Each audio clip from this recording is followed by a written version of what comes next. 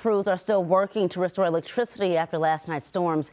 That includes thousands of people without power in St. Louis County. According to the outage map, there are more than 6,000 customers in St. Louis County without electricity right now. Many are in the Spanish Lake area, and News 4's Alice Gall spoke to residents as they cleaned up from these storms.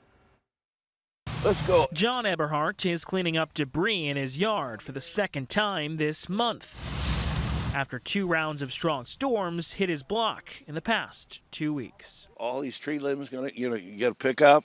Some go in the can, some I burn, but that's going to take a while.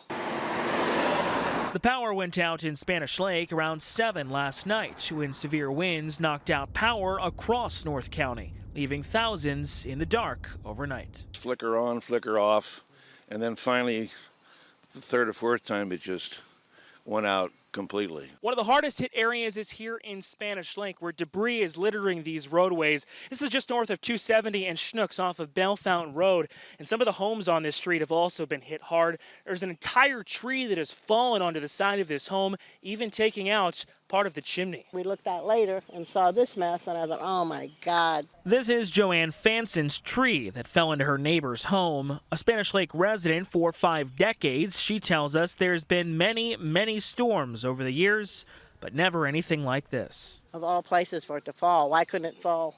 Take out their light or something and not their house. Fanson tells us the home's owner is currently out of town, and neighbors had to break the tough news. And I've talked to a lot of the neighbors that last night everybody was coming up the street and everyone was okay, so that's the main thing. News 4 viewers sent in these photos showing hard-hit areas across the metro, and in the morning, power crews trying to get the lights back on.